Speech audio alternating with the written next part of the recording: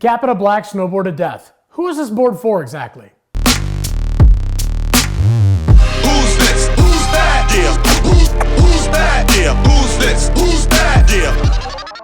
So the Capita Black Snowboard to Death is the most legacy board in their lineup, considering it has been around since day one.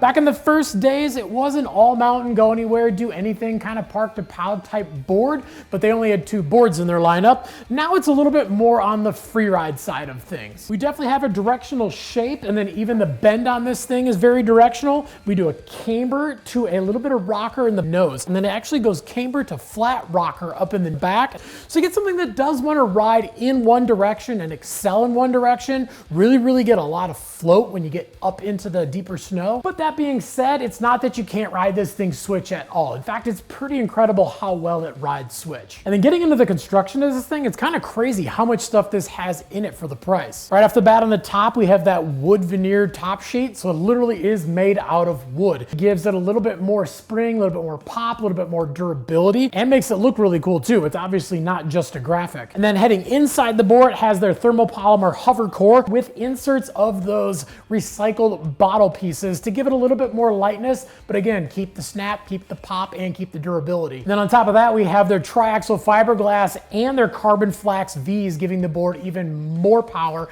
and more zing in and out of your turns. The crazy thing about this board is that with all that, it does feel like it's not super stiff, but when you're riding this thing in and out of turns, torsionally, it feels like a very stiff board. And then underneath both feet, you have the carbon fleece plates, which are pretty cool. They basically make your bindings feel like they're a little bit wider, adding stability to the board without actually having to stiffen it up. And then on the bottom of this thing, we have your Hyperdrive ADV XT base. So crazy fast. And if that was enough, it also has their death grip in the middle. So this thing will go super fast, charge super hard, and dig big trenches. But who is the Capita Black Snowboard to Death for exactly?